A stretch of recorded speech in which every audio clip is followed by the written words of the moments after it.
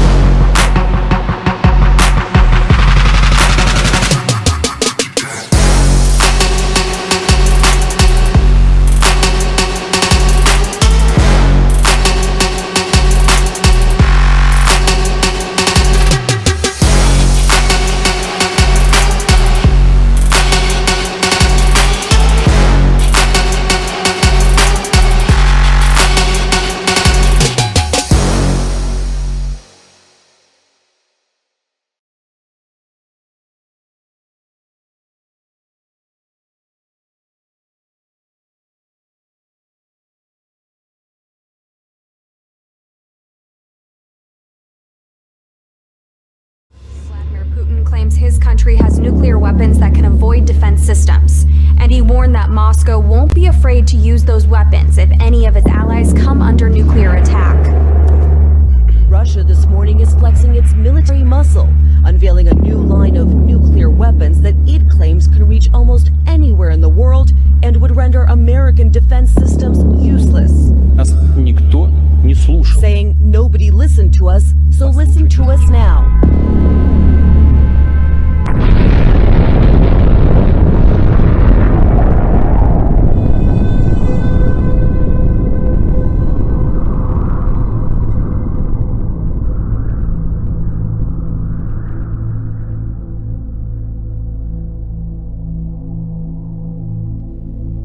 Satan does not hide in the shadows. He sits on thrones. He works in governments. He writes laws. And he crowns kings. He rules through the governments of this world. But this is not a new thing. The King of Tyre was no mere king. He was the mask of Satan in the flesh. Ezekiel 28:12. The Bible calls him the prince of power of the air, the ruler of this world. And the whole world lies under his sway. Ephesians 2:2. He blinds the minds of unbelievers, he stills their sight, and he veils the truth. 2 Corinthians 4:4. From Babylon to Rome, from empires past to the halls of the United Nations, the Shining One has moved unseen, pulling the strings, whispering lies, ruling through men. And Jesus said it plain, "You are of your father the devil." John 8:4. Paul cried out, "We wrestle not against flesh and blood, but against powers, against principalities, against rulers of darkness in heavenly places." Ephesians 6:12. Are you hearing what I'm saying? An invisible kingdom controls the visible world. A hidden system pulls the levers of the nations. Meanwhile, Satan prowls like a roaring lion, the father of lies, the murderer from the beginning. 1 Peter 5:8. People think everything was created from nothing. They don't know where they are, what the world really looks like, or even what gender they are. So it's true. When Revelation declares, Satan deceives the whole world. Revelation 12:9. Now listen, the 10 and the 7 are coming together. The beast is rising with the swiftness of a leopard, the strength of a bear, and the roar of a lion. This will be a monster, born of the dragon himself. This is the final antichrist. One global throne, one global kingdom, one world government under Satan's power. And standing beside him, the false prophet, the deceiver, the seducer, calling the world to bow, calling nations to worship the beast. A one world religion, a counterfeit faith, a harlot dressed in purple and scarlet, glittering with gold and pearls. Revelation 17. And John saw her, Babylon the Great, the mother of prostitutes, the foundation of abominations. The kingdoms are moving, the powers are aligning, the trap is set. The world is being prepared for its final hour. The question is when, and the time is closer than we think. So remember, the Pope wears the same hat as Dagon, who was Baal's father. Zeus was represented by an eagle who would carry his lightning bolts, which was his weapon. And every nation from Babylon to the United States represents themselves with an eagle. In Revelation 17:9, it says, "The beast will sit on 7 hills, and the Vatican sits on 7 hills." 1 John 5:19, we know that we are of God. We, believers, are of God. And then this very, very important statement, and that the whole world lies literally in the evil one. The whole world is in the control of the evil one. It isn't just that everybody is sinful, it is that there is an evil, supernatural power, the evil one. Who is this archenemy of God, this evil one? Listen to John 12:31, where Jesus speaks of the devil and says he is the ruler of this world. And then again in John 14 and verse 30, he calls the devil the ruler of this world. And then again in chapter 16 verse 11, for the third time, the ruler of this world.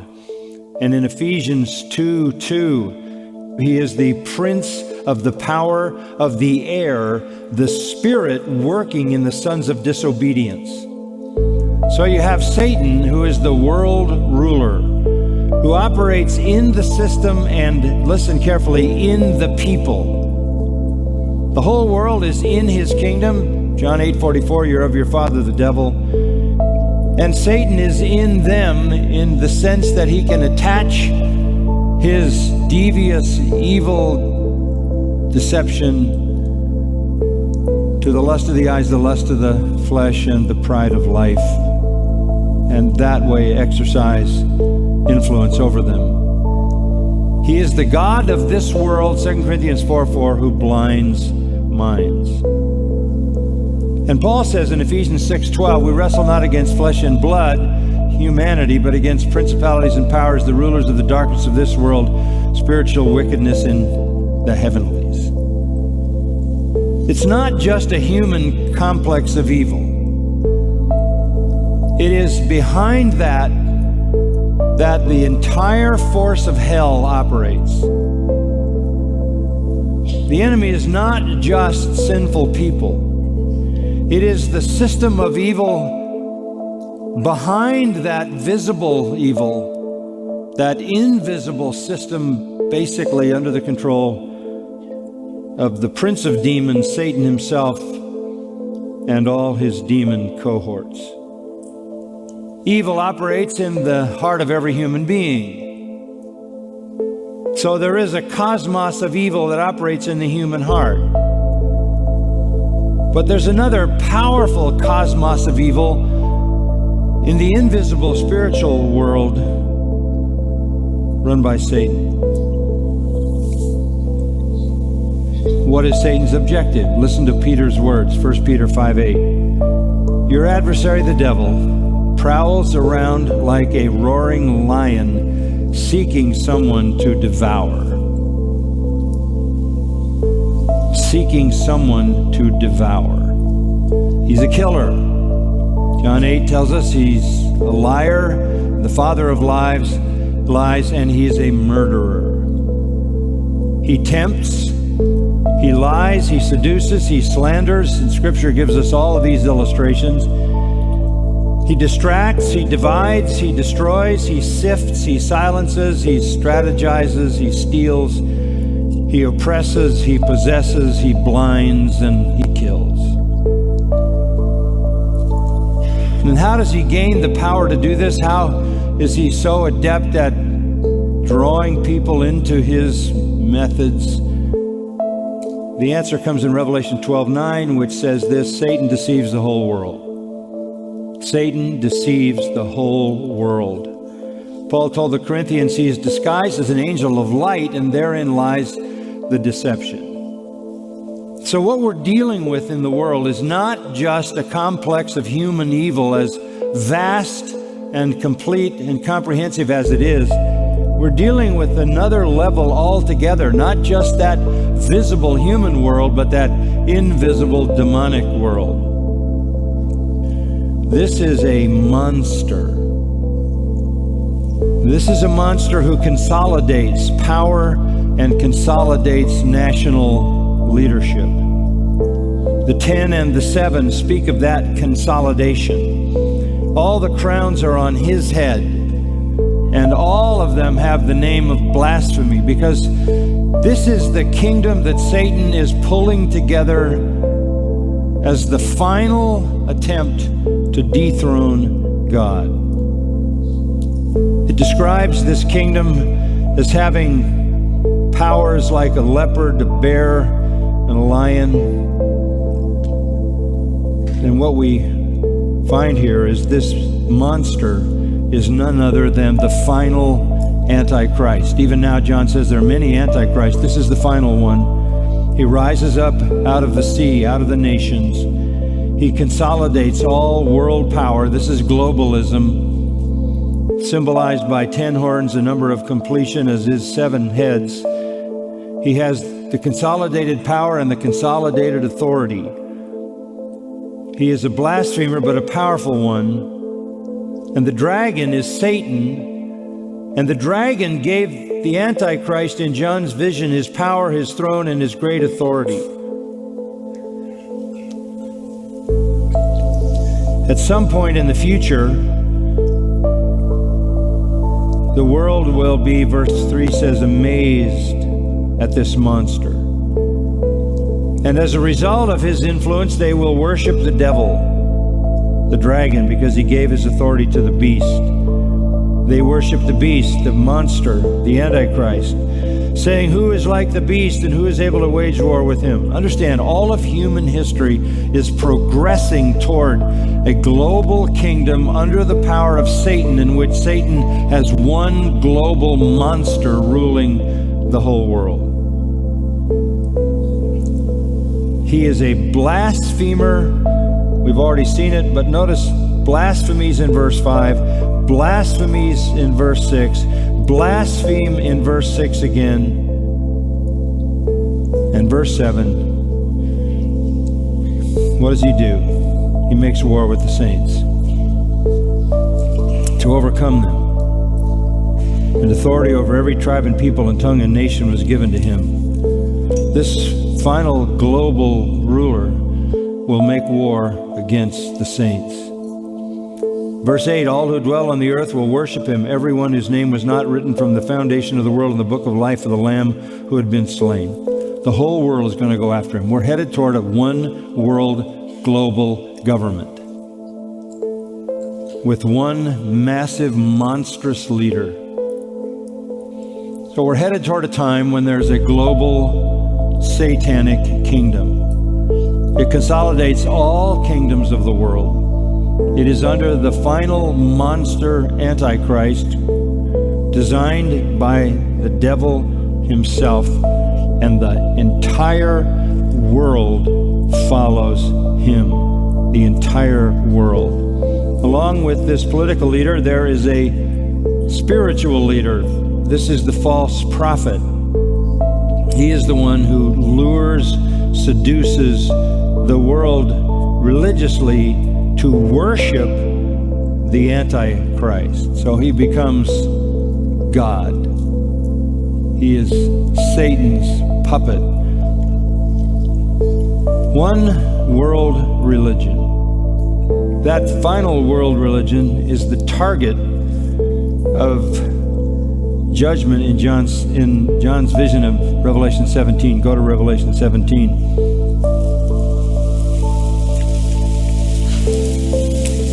Here, this one world religion, consolidated with the Antichrist and the false prophet, is called the Great Harlot, because it's the prostitution of true religion.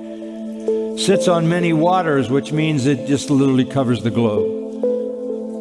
With whom the kings of the earth committed acts of immorality. This is to say that the kings, the rulers, the nations of the world consolidate all their power. Metaphorically speaking, it's like committing adultery with a prostitute. And those who dwell on the earth are drunk with the wine of her immorality. So what's going to happen in the end is this massive global unification of the entire world under the Antichrist, and there will be a religious component to it led by the false prophet. And again, verse 3, you see the scarlet monster full of blasphemous names, having 7 heads and 10 horns.